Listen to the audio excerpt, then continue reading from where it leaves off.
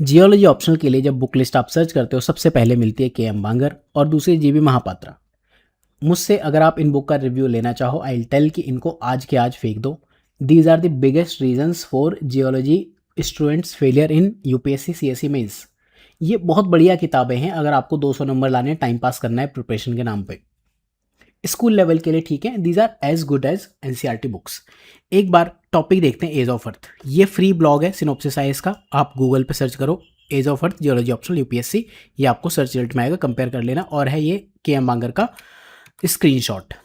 ठीक है, क्वेश्चन से एक बार देखते हैं तब ज़्यादा समझ आएगा जो मैं आपको कहना चाह रहा हूँ। एज ऑफ अर्थ में दो तरह के क्वेश्चंस पूछे हैं। पहला इन जनरल इन्होंने पूछा है principle of determining of absolute age of earth, same way में various method of determining age of earth. ठीक है, इसके बाद रेडियोमेट्रिक डेटिंग मेथड पूछा है, रेडियोमेट्रिक डेटिंग मेथड ये पूछा है। एक थोड़ा सा अलग क्वेश्चन पूछा है आइस एज के हिसाब से। यहाँ एज ऑफ रॉक या एज ऑफ अर्थ एक ही चीज़ है, दोनों को डिटरमाइन करने का एक ही मेथड है। अब के.एम. बांगर आपको क्या ऑफर करती है? के.एम. बांगर ने बताया एज ऑफ अर्थ इस तरह से बताती है। ठीक है, रेडियोमेट्रिक डेटिंग से पहले कुछ मेथड थे, ये 4 मेथड्स हैं, इनको एक कंसिडर भी नहीं कर रहा है। ठीक है, तो फिलहाल ठीक है, ये 4 मेथड्स हैं इन्होंने दिए हुए। इसके बाद रेडियोमेट्रिक डेटिंग मेथड दिया है। इसमें अगर आप ऑब्जर्व करोगे तो इन्होंने मोस्टली हाफ लाइफ के ऊपर बात की है।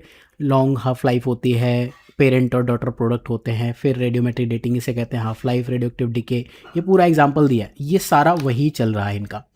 ये फॉर्मूला भी वही है, टेबल भी वही दी है।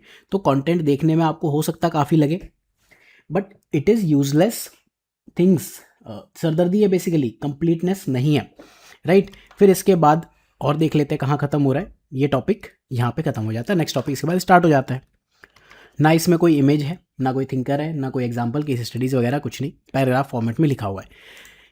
यहाँ पे हमने स्टार्ट किया चार्ल्स लाइल, थिंकर का नाम, एक प्रिंसिपल है, कीवर्ड है, किस बुक में दिया है।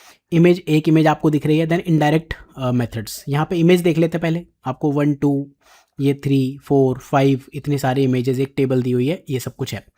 दूसरी चीज़ इमेजेस चलो ठीक है, इसके बेस पे कंपैरिजन नहीं करते हैं। मेन चीज़ क्या है? Terminology, geological keywords. जैसे यहाँ क्या लिखा हुआ है, from history of organic evolution rate of sedimentation. Rate of sedimentation कोई स्टैंडर्ड टर्म नहीं है, स्टैंडर्ड कीवर्ड है sedimentation clock method.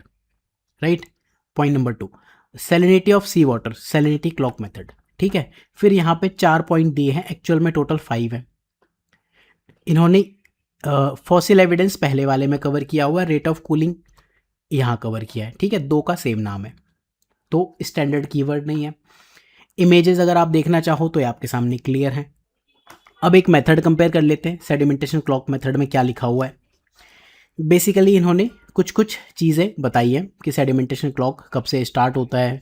Right, points यहाँ पे ऑलमोस्ट ठीक ठाक हैं, बहुत ज़्यादा प्रॉब्लम में आप नहीं पड़ोगे। बट जो आप नेगेटिव में जाओगे, एक इमेज, दूसरा थिंकर, तीसरा इसका स्ट्रक्चर, इतना ज़्यादा कचरा देने की नीड नहीं है। ये सब 2 लाइन में लिखा हुआ है। Annual rate of sedimentation deposit, आपने क्या किया बताया, पहले ये था और सेडिमेंटेशन डिपॉजिट होकर ऐसा हो गया। ठीक है, इसको मेज़र कर सकते हैं, उसके हिसाब से एज ऑफ अर्थ ला सकते हैं। तो इतना सब बकवास करने की नीड नहीं है। लिमिटेशन आप बताओगे कि लिमिटेशन क्या है, ये जहाँ पे सेडिमेंट्री डिपॉजिट हो रहे हैं वहीं पे होगा। इस तरह से आपने 4 लिमिटेशन बताई एंड उसके हिसाब से एज ऑफ अर्थ भी बता दी। होपफुली आपको समझ आएगा। दूसरा एक यहाँ देख लेते हैं, रेडियो एक्टिव में। यहाँ एक तो हमने बात कर ही ली थी कि ये क्या कर रहे हैं, हाफ लाइफ के बियॉन्ड जा ही नहीं रहे। ठीक, अब अगेन एक same method uranium lead method यहाँ पे देखते हैं। इन्होंने भी एक मेथड यहाँ मिस किया हुआ है। जब आप रेडियोमेट्रिक डेटिंग मेथड के प्रिंसिपल बताओगे देन दिस इज एनफ। ज़्यादा से ज़्यादा हाफ लाइफ एक इसमें बता दो, टी हाफ में क्या होता है। राइट, बहुत सिंपल सी चीज़ है। ये जो पूरी रामायण लिखी है ये बेसिकली क्या कह रहे हैं, uranium lead method, half life इतनी होती है, कुछ मिनरल में होता है या सभी मिनरल में होते हैं, फ्रीक्वेंटली होते हैं। ठीक है, और राइट, फिर ये बताया कि ग्रेटर पार्ट ऑफ दिस, ये आप पढ़ना एक बार, इसको पढ़ना और ये जो कंटेंट आपके साइड में है इसको पढ़ना। कंटेंट वाइज आप 0.5 मार्क्स का एज ले आओगे कि कंटेंट का ठीक है, डिस्क्रिप्टिव है, बहुत ज़्यादा आपको ढूंढना पड़ेगा। ठीक है, मैं ये कह रहा हूँ इमेज बनाओ, क्या दिक्कत है, आप बहुत सिंपल इमेज बनाओ। आप इनिशियली बताओ कि यूरेनियम 238 इतना था एंड लास्ट में यूरेनियम 238 इतना बचता है, और पीबी 206 बचता है। या तो इसकी इमेज ऐसे बना दो अगर आपको इस तरह से नहीं दिखाना है, राइट। एक्चुअल में ये यूरेनियम 238 बचा है और ये वाला Pb 206 है। यही पूरा प्रिंसिपल है, ठीक है। तो अगर आप जियोलॉजी ऑप्शनल या फिर यूपीएससी आंसर राइटिंग से वाकिफ हो, आपको समझ आएगा कि क्यों ये बुक बहुत बढ़िया नहीं है। सेम वे में सोलर सिस्टम सबसे पहला टॉपिक जो सिलेबस का है, एक तो पूछा है position of asteroid belt, position of all planet, difference, इस तरह के क्वेश्चंस पूछे हुए। अब सोलर सिस्टम के लिए ये ब्लॉग है सिनॉप्सिस आईएएस, ठीक है, यहाँ पे देख लो। जैसे इनर वर्सेस आउटर प्लेनेट, तो इन्होंने के.एम. मांगर ने सोलर सिस्टम के लिए क्या लिखा हुआ है, मतलब आप हैरान हो जाओगे। सोलर सिस्टम के ऊपर इन्होंने बस ये कंटेंट दिया है, ये बस यहाँ से शुरू और यहाँ ख़त्म, बस दैट्स इट।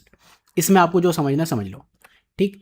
और ये सारा जो है अर्थ प्लेनेट है, इनका यहाँ से स्टार्ट होता है, ये बस इनर और आउटर प्लेनेट के बारे में जाते हैं, यही बताया हुआ है और यही पूरा ख़त्म हो गया। ये एक PYQ ज़रूर है, ये आप इसमें कर सकते हो टेबल में। देन एस्टेरॉइड बेल्ट का जो क्वेश्चन है सोलर सिस्टम के लिए, नेक्स्ट ब्लॉग भी है जिसमें आप सर्च करोगे ROID एस्टेरॉइड बेल्ट, राइट।